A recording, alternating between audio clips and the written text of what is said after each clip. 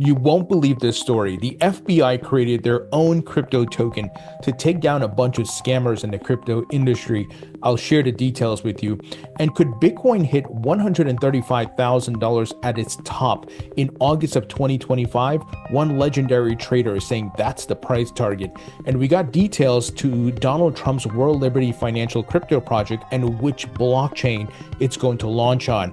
Let's get into it.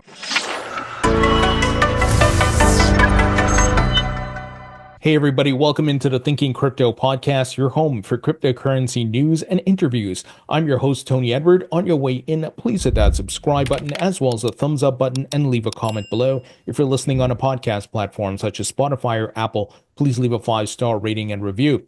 Folks, I want to talk about the price of Bitcoin because one legendary trader, Peter Brandt, is stating that Bitcoin could hit $135,000 as its peak price by August to September 2025. Now, I would say this is a solid price prediction. It's not too far-fetched. It's pretty conservative. Bitcoin could, of course, go a bit higher. If we look at the chart and we use the Fibonacci model, if it goes to the 3.618, it could get to about $200,000 around there or over $200,000. Now, if we go a bit more conservative to the 2.618, that puts us around 160,000. So I would say Bitcoin will be topping out maybe around 160 or so. It could go higher because in the previous bull market, it went to the 3.618, and in previous cycles, it did the same thing. So there's no guarantee, of course. So you want to make sure you have a profit-taking strategy. So I'm personally going to start dollar cost averaging out and taking profits at 100,000. And as things progress, I'll start to ladder out my profits. Now, Peter said the following and sharing a chart. He says, here's the macro picture of Bitcoin. Observations: huge gains come in post half of the halving cycles.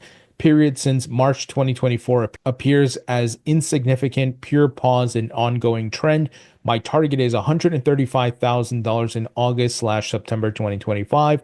Close below 48K negates my chart analysis. So he's saying in the short term, if Bitcoin was to pull back and close, let's say the monthly or so below 48K, that would invalidate this thesis. But I think this thesis is pretty strong and it's pretty good and has a high potential of being accurate, but only time will tell and we have to be patient.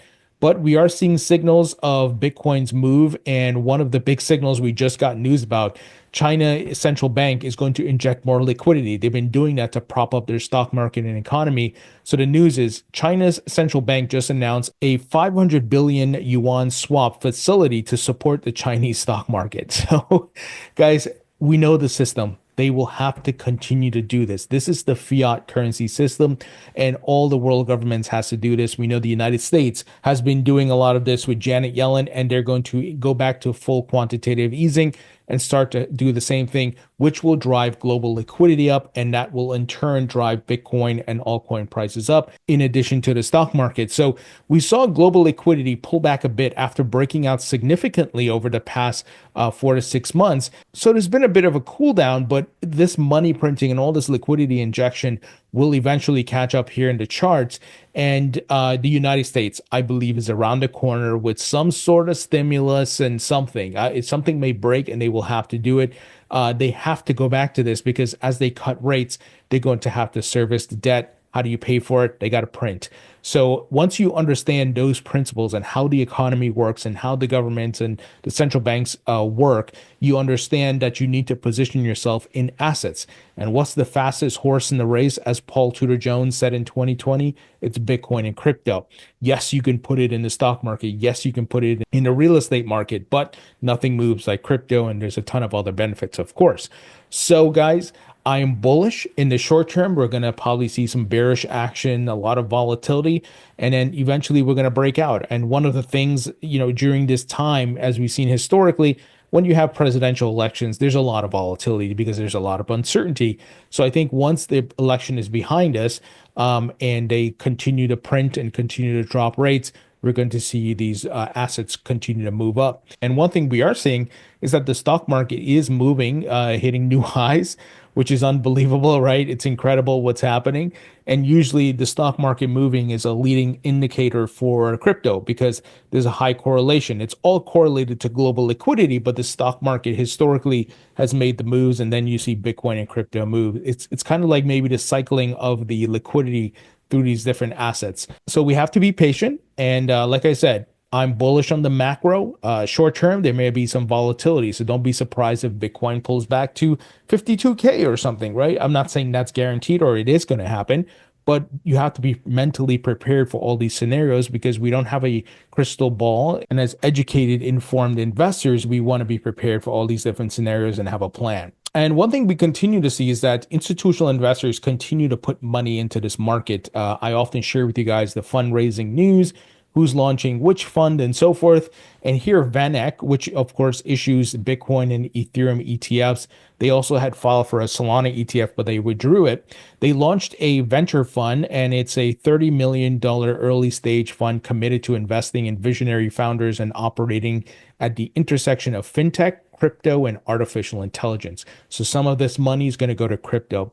So VanEck, they're already involved in the crypto space, but launching a venture arm makes sense for them, and they can put their capital to work. And as mentioned, some of that is going to go to crypto. So that's a very positive sign. We continue to see a lot of TradFi companies are getting involved in the ETF space, launching their own crypto fund and or crypto arm, and that's very bullish, right? Because they recognize that this technology is here to stay. They are obviously looking to make a return, and they have been investing in different assets and different technology before crypto. Now they're allocating a lot of their money to crypto. So it shows where we're at, folks. And this is just the tip of the iceberg. Wait till we get full comprehensive crypto legislation out of the Senate and it becoming law in the United States. It's going to unlock a ton of capital, guys. They don't want to get involved. They don't want to touch it because it's too risky for them. Now, check this news out. The FBI created its own crypto token, NexFundAI, to catch 18 suspects for fraud and market manipulation. So this was coordinated between the SEC, FBI, and DOJ, and the effort was to take down of 4 fraudulent crypto firms. Now, as always, guys, we always keep it fair and make sure we stick to the facts.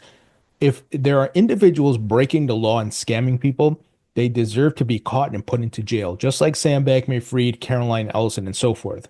And I want to make sure I say that because I often criticize the SEC, and I'm not criticizing them for taking down scams. I'm criticizing them for unfairly, unlawfully attacking good actors. We know that is part of the strategy that Gary Gensler has to slow down and kill these crypto startups so his Wall Street buddies can take over.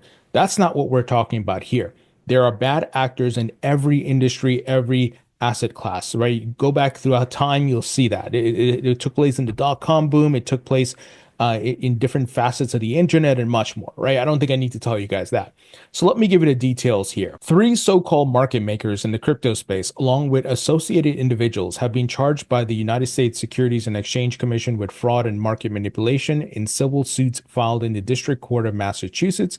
The Justice Department and Federal Bureau of Investigation were also involved in the investigation. The suits were filed on October 9th against GotBit Consulting, ZM Quant Investment, and CLS Global. I never heard of these firms. In addition, 2 suits were filed against individuals associated with the cases. A total of 9 individuals were charged, the SEC said. GotBit Consulting and its marketing director, Fedor Kedrov, are accused of market manipulation through wash trading on behalf of individuals promoting cryptocurrencies called Saitama and Robo Inu. Wash trading is the practice of self-trading to create the impression of market interest. I have not heard of these projects, and this is why you got to be careful. The Robo Inu sounds like a meme coin, and you guys know how I feel about meme coins.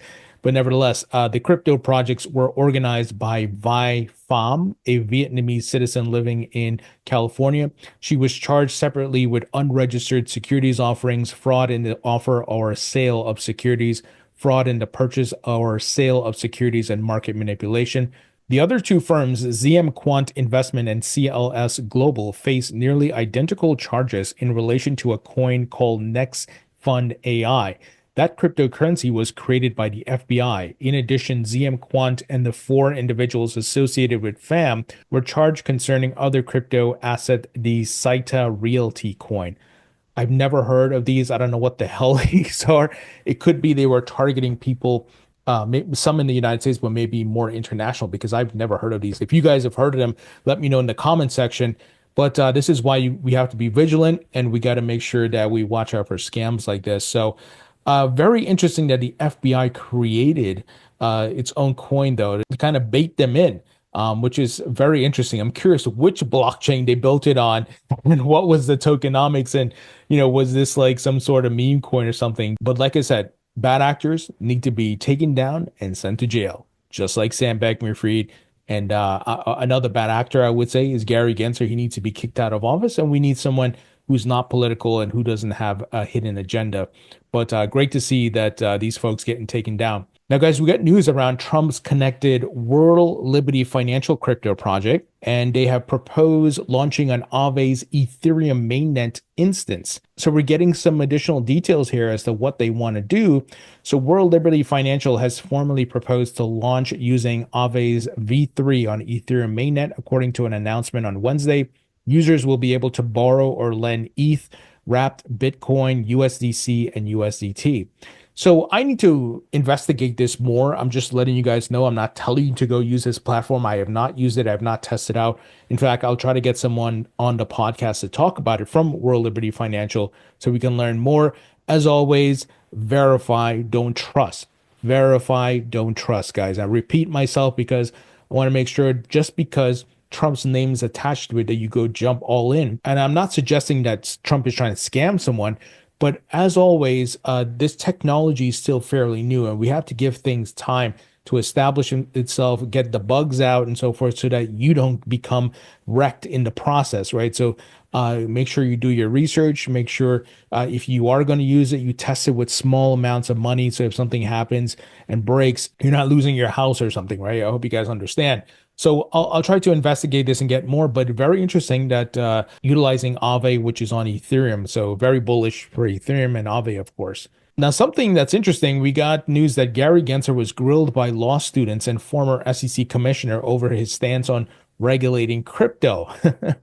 It seems like Gary can't get away from being grilled because, like I said earlier, he's a scumbag regulator. He has a hidden agenda. So at a fireside chat on Wednesday with former SEC Democratic Commissioner Robert Jackson Jr. at the New York University Law Institute for Corporate Governance and Finance, he asked SEC Chair Gary Gensler about the agency's approach to digital assets. Law students also pressed Gensler about whether the SEC should be more clear in its stance on crypto.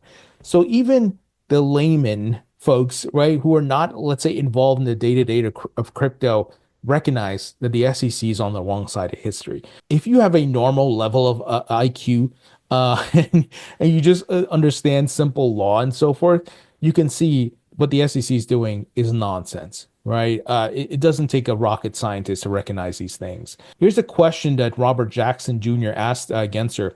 Is that the way we should oversee cryptocurrency, by trying to apply a 1940s Supreme Court decision to this technology? And of course, Gary replied with his bullshit talking points, right? But what is he going to say? He knows it's bullshit because before he went to the SEC, he was promoting crypto. He was teaching it at MIT, tried to go work at Binance and so forth. And then all of a sudden he shows up at the SEC and he changes his mind. Come on, right? The point is the phone call was made. Gary, kill these crypto startups, block the hell out of them so that JP Morgan can launch its own blockchain and JPM coin, so that BlackRock can come in and tokenize on Ethereum and launch their ETFs and so forth, right? Two things happening in parallel. So Gary's a scumbag, but he's on the wrong side of history. He and Elizabeth Warren and her anti-crypto army are going down. They are losing in the elections and much more. Here, Eleanor Turd of Fox Business wrote up an article today that pro-crypto Super PAC becomes the largest spender in the Ohio Senate race. Not only that, guys, crypto is the largest spender in this entire election. And the person that we're trying to take down here is Sherrod Brown. He's a top general in Elizabeth Warren's anti-crypto army. He's a big-time anti-crypto guy. So Bernie Moreno who is a Republican, he is challenging him and looking to unseat him. It looks like he will. There's a lot of spending that's happening here. There's a $40.8 million TV ad blitz. And remember, John Deaton is running against Elizabeth Warren in Massachusetts. If you have not donated yet, please donate. I have donated. And if you live in the state of Massachusetts, vote for John Deaton. Kick out Warren. One thing I love about John Deaton, he is a Republican, but he's not an extremist. And I hate political extremism, by the way, on both sides. I'm more of an independent, and we need John to win, guys. That's important. Warren is the one that's empowering Gary Gensler, so we got to put up the fight. Guys, let me know what you think about this news. Leave your thoughts and comments below. Don't forget to check out our sponsor, VeChain, which is one of the top layer one enterprise blockchains in the industry, folks. VeChain is working with many different brands and companies to build Web3 technology and decentralized app ecosystems. Some of their partners include Boston Consulting Group, Givenchy, BMW, Walmart China, and much more. Some of the great attributes of the VeChain blockchain is it's secure, affordable, scalable, fast, and sustainable. I've been a VET token holder for years. I believe in this project, and that's why I hold the token. So if you'd like to learn more about VeChain, go to vchain.org. Link will be in the description. Guys, also be sure to sign up for my free email newsletter. It's 100% free. It includes crypto insights and knowledge. And also be sure to grab a copy of my book, Rethinking Crypto, The Crash of FTX and the Rise of Safer, Stronger Digital Assets. It's available on Amazon and Barnes & Noble in paperback and digital. Grab a copy to support the podcast. Buy a few copies for your friends and family who want to learn about crypto. It can make a great gift for them this holiday season. And if you bought a copy already, please leave a rating and review. It will really help out my rankings. Thank you so much. I appreciate you all, and I'll talk to you all later.